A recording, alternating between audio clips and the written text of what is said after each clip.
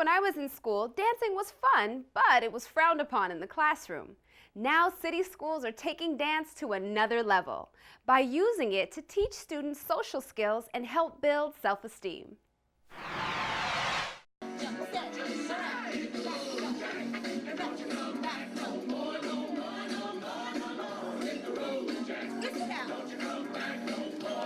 In over 200 New York City schools, students meet twice a week to learn how to dance. But this is not a normal lesson. It's a special program called Dancing Classrooms.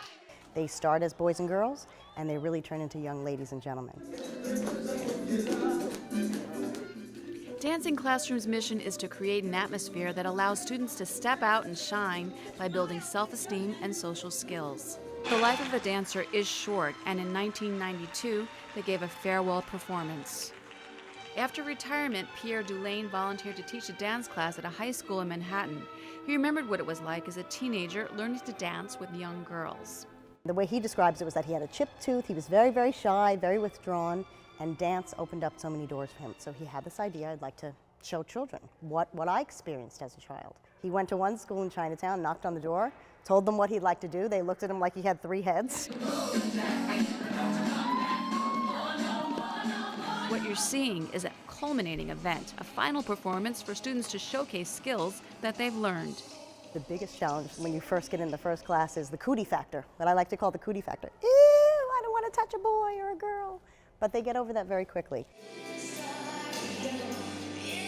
I like dancing with other people because I get to know them and the way they dance. And if they mess up, I really don't care. I just keep on dancing. The idea that you're going to work with everyone in the class, so whether that's your best friend or your biggest enemy, you're going to work with that other child, so you're going to have to figure out a way to get along because that's how it works in the world. It's not just about the dance steps, it's about social education, teamwork, team bonding. The syllabus is easy. Students are taught the basic steps of 6 social dances in a classroom setting. Practice makes perfect partners, but the school is not looking to make ballroom champions. When we went to Miss Nina's studio and I saw them dancing, it made me want to learn the steps. You have to be a gentleman while you dance and while escorting your partner here. So it just teaches you how to be a better man or woman. I have off days sometimes when I just can't learn the steps. And when I can't learn the steps, that makes me more motivated to conquer the steps because I never give up. If you hold an essay contest asking students to write about their heritage, most will write about their family coming to America or the type of job their family has. But not this Bronx student. My eyes opened from a night's sleep, and I slowly walked, almost in a trance, from my room to the kitchen. My mom was there, just as I pictured. So was the young Rebotillo, whose enchanting aroma quickly awoke me from my sleep. I hugged my mom with appreciation. That's Kelly Michelle Garcia, a senior at Herbert H. Lehman High School, reading her award-winning essay. Food and drink are forms of art. They must be carefully planned, proportioned correctly, mixed in a certain way, and made with passion. Kelly won the Hispanic Heritage Essay Contest as part of Cablevision's Power to Learn initiative, where students throughout the city were challenged to write about their heritage. Kelly's approach to her essay was through food. That's what differentiates cultures, different cultures. So I thought about how much I like food in general, and then I like my culture's food, and then I just wrote about breakfast because it's my favorite meal. To take something that's relatively mundane, everyday breakfast, and turn it into, just something so enriching and so descriptive, and to have that from a high school student is pretty incredible. Food and drink need to be consumed little by little in order to be completely savored and appreciated. I think it's important that the world see the type of student that really is attending Lehman High School and the type of person that we will have going out into the world. And Kelly is certainly our future. You always want your children to, love you and, appreciate what you do for them. And usually they don't, it's part of natural. We take things for granted or we just go on with every day. And that was a big thank you to me for making breakfast. And Kelly's approach to the essay was intended to send a message. We all shouldn't be just submerged in our own cultures, because then we're just in our own little groups and we don't really interact with each other. It's good for other people to know about Hispanic culture the same way that it's good that I know about other cultures. First place, recognition. The attention of the congressman and a major corporation made for a pretty eventful day that started like any other day, with a tasty yet simple breakfast. To really get to express your culture, it's a really cool thing to do, and to be rewarded for that is amazing. Today we take you to the High School of World Cultures in the Bronx, a unique high school that is home to new arrival students, a school that has students from 30 different cultures who speak 13 different languages.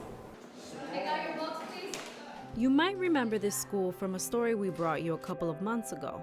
The school caught our attention when we found out there were 378 students enrolled there from all different parts of the world: Latin America, Asia, Africa, Europe. These students come from the border or from the Kennedy Airport directly to High School of World Cultures. They don't come from another school, so it's like United Nations. But how does this school make it work? They tend to accept each other. They're in the same boat. They're all immigrants. They came to this country. They're trying to look for a better life.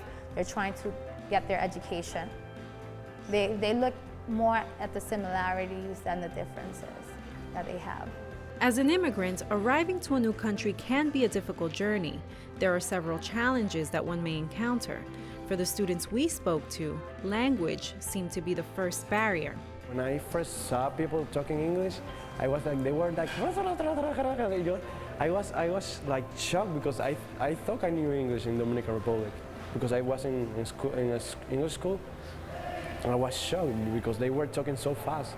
That was so hard, because speaking English, like, that's not easy, and I speak French. My family, only my dad speak English, so it was hard for me to speak English. And they encounter differences between the school they attended back home and their new environment, as was the case with Tasmina Khattoum, who was not accustomed to sitting in a classroom with boys. In my school there's no boys, and here we all boys and girls are together and studying, so it's like, yeah, it was a challenge for me. One important aspect that teachers have to be open to understanding the culture before anything. Many teachers will say, no, you have to follow the seating arrangement, but once you understand where they're coming from and they see that you respect that, then they'll open up a little bit more to you. But attending a school that is so diverse has its advantages. Different cultures, so it's good to communicate with them and know about their cultures. And parents agree. He has learned different cultures, listening to different languages, countries that perhaps he didn't know existed. It's like he's taking a trip around the whole world. It's a different school. I see that the principal cares about his students. The teachers are very nice too. And speaking of the faculty, they are as diverse as the students. The staff of 20 represents 11 different countries. I am an immigrant myself, and I came here like many of them. I tell them, look at me, now I'm a principal. And it was clear that the faculty at the school deeply cares for their students. I allowed Hindus to practice their religion. What else, Joanne? At one point, the principal shared a story with us about how he showed the American dream to a student who was a non-believer.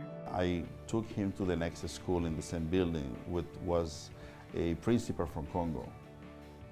He came from Congo as a student, so I brought to the principal. I said, listen, I just want to show an American dream to this student who doesn't believe that he could become a principal. So the principal spoke to him in French. I think that's impacting. I think that impacted that student, because then he realized that he has the opportunity.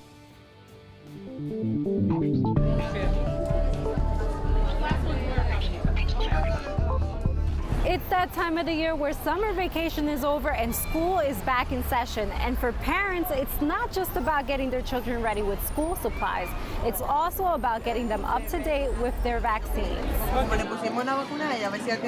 The New York Yankees and Lincoln Hospital provided hundreds of low-cost and free vaccinations to school-aged kids between the ages of 4 and 18.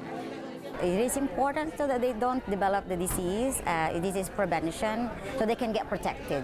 There can be a lot of bad things that happen when you don't get vaccine. One, they might not be able to get in school because most of the vaccines are required to get into school, so that could be a problem with that, them not be able to get their education from a medical perspective. You know, a lot of these diseases that occur when you don't have vaccines can start to come up again. Each year we see the number growing, so we're quite busy right now. I think we have over 100 kids already that have been registered. And one of the good things is some of them are actually caught up with their vaccines, so I think that's great. The pediatricians out there are doing a great job. And we have some new patients that are coming in from different countries, from out of state, that might need their vaccines. They can't get them soon enough for school, so we're happy to give them here today. Children under the age of 4 years old were provided with a regular screening to assess and evaluate their needs. It helps us because it is free. And with this economy, there are people who do not have the means to pay for these medical expenses. I felt good. It hurt a little. But with the pain came a reward for getting shots, a backpack filled with supplies, and Yankees tickets. My advice for parents would be to just go by the recommendations of your pediatrician, which normally is by recommendations of the CDC. If you missed this event, the New York City Health Department provides walk-in immunization clinics for children over 4 years of age. For additional information, please call 311. Located in the South Bronx, a Hispanic and African American neighborhood, this is the last place you would expect to find any Irish dancing. And it's all due to their amazing teacher from Dublin. The children started asking me questions like, Miss Duggan, why do you speak funny? And I said, it's actually an Irish accent. And they said, oh, you're from Ireland? And I said, yeah, it's a country very far away. The students were very curious about her Irish brogue, and they questioned her about her culture and her country. They saw a picture of Riverdance on my wall. They kept pictures of Ireland around my classroom. So they said, is that you in the photograph? And I said, no, but I can show you a few Irish dance steps. So I showed a few of the children who are from African and Latino background a few Irish dance steps. And I was blown away by how quickly they picked it up.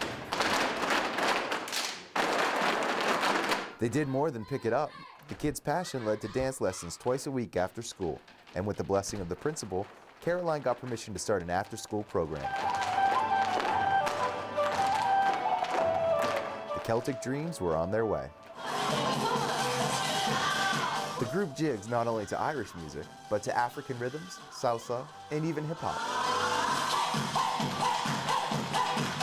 These kids are learning about the Irish culture, yet they're all Latino and African American. And this is a cross-cultural experience. I found the costumes that they're wearing today in a store called Carol's Gift Store. They were nightshirts, and I cut them up and made them into dresses. I literally was like in my apartment sticking on diamonds onto the costumes, decorating them. After a successful end-of-year recital in 2003, with the kids wearing sneakers with thumbtacks in the soles, Caroline felt the kids were good enough to perform outside the school. Their first performance was at the Queen's St. Patrick's Day Parade. They danced, and the rest is history. People were inspired, people cried, it was incredible. At Intermediate School 318, Cablevision teamed up with NYC Connected Learning to do just that. Do you think it's like, this is strategy or something? It's strategy, yeah. Focusing primarily on 6th graders, Computers for Youth offers low-income families an opportunity to own a free computer loaded with $700 worth of tools and programs. So now that we got this done, let's exit this little thing. Funded by a $23 million grant from the Department of Commerce, today's Broadband Opportunities program showed that it really does take a village to raise a child. By reaching out to Computers for Youth, Teaching Matters, Aussie Digital School Solutions, Mouse, Common Sense Media, and CUNY Tech Internship, South Bronx families are given a chance. The majority of them don't have a computer at home, so that means this program now is going to give them the opportunity to connect all the things, all the wonderful things that we do in the school. At the family learning workshops, parents and students work together to explore the use of their newest addition to the family. Do not have internet access and who want to apply and register, we're going to walk through that right this second. 70 families registered for a 4-hour morning workshop to learn how to use their new computer, which will help students in key subject areas such as math, science, English, and social studies. What you can do is you can pick a country that you're from, you can pick any country that you want to learn about. Having access to a computer means having a fighting chance for success in a time when the job market requires a good working knowledge of simple technology. There are environments where teachers are actually online at night responding to kids. Kids are actually online discussing work, and the teachers are responding in the evenings to students' questions and concerns.